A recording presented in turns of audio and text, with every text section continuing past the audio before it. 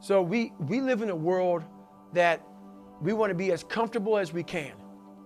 And we wonder why we have no growth. We wonder why when the smallest thing in our life gets difficult, we wonder why we cower and we run away.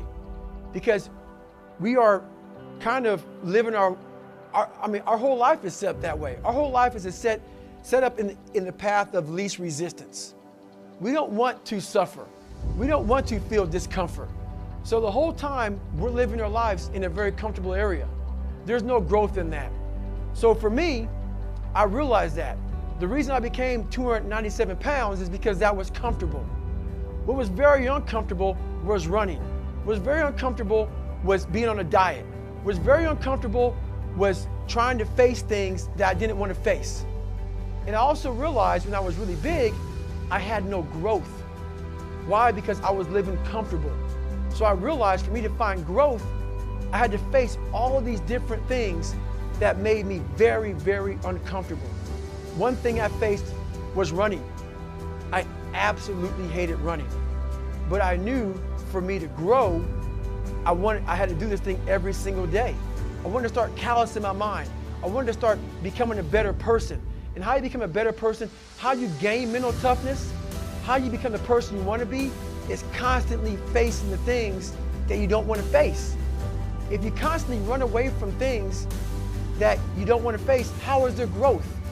How is there mental toughness? I can give you a class all day long about self-talk, visualization, eat an elephant one bite at a time. But if you're never putting yourself in a situation to actually practice these things, you're never going to grow. I can't put you out there we're all going through a battle in our mind. A warrior is not a person that carries a gun. The biggest war you're ever going through is right between your own ears. It's in your mind. We're all going through a war in our mind, and we have to callous our mind to fight that war and to win that war. So I Googled the 10 hardest races in the world. And at this time in my life, I was not a runner. I maybe ran 10 miles the whole year. I was into bodybuilding, I was into weight training, and that's what I did. So I Googled the 10 hardest races in the world, and what came up, number one, was this race called the Badwater 135. It's a 135-mile race through Death Valley in the summertime. So I wanted to get in this race. I thought it was actually a stage race. I thought it was a race where you ran like 20 miles, set up a camp, and then ran 20 miles the next day. I didn't know people ran 100 miles, 135 miles at one time. You know, I know it's even possible. I had never even run a marathon. So I called the race director up. His name was Chris Kosman. And I called him up on a Wednesday. And this is in November. He said, David, to qualify for my race, you have to do 100 miles. And I said, 100 miles in a calendar year? I didn't know what was going on. He said, no, 100 miles in 24 hours or less. And I thought that was humanly impossible. He said, so you got to do that in 24 hours or less for me to consider you in my race.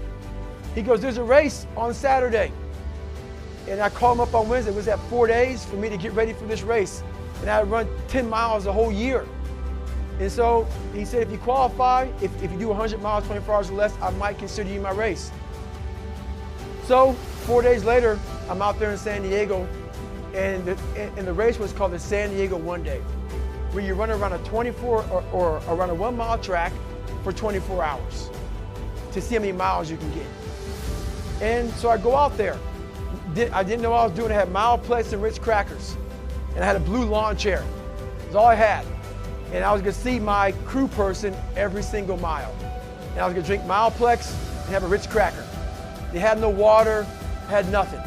Went out there, got to mile 20, wasn't feeling too bad.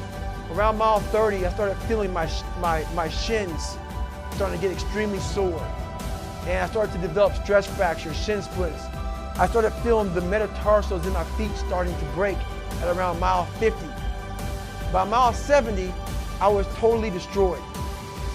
And I sat down in this blue lawn chair, and I was destroyed. And when a bigger person sits down, I don't know exactly how much I weighed, but I was extremely big. I was a power lifter, lifted a lot of weights, and I was not an endurance athlete by any means. So I sat down in this blue lawn chair, looked at my crew person, and I literally couldn't stand up. I was destroyed, and I couldn't go to the bathroom. I couldn't stand up to go to the bathroom. So I sat there and I went to the bathroom myself. I was destroyed, and I was I was discolored, I was pale, I was dizzy, lightheaded.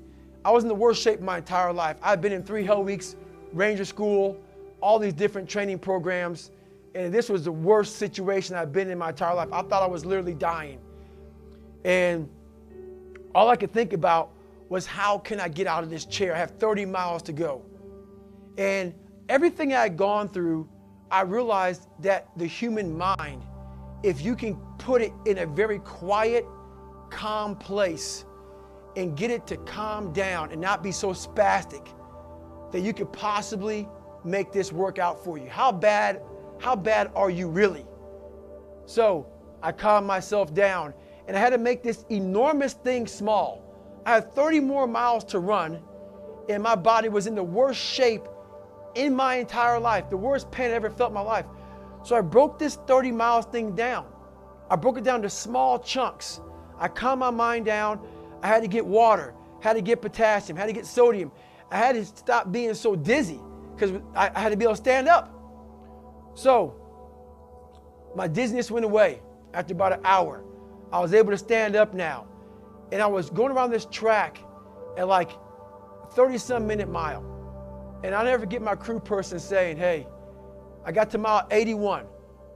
They said, you're not going to make the time. I had 24 hours and I was going so slow, taking so much time. This is when I realized that the human mind, once everything gets connected, once the mind knows you're not going to quit something, it's going to try to find more. It's going to try to give you more. Once it realizes you're not going to take the path of least resistance, you're going to stay here until it's done.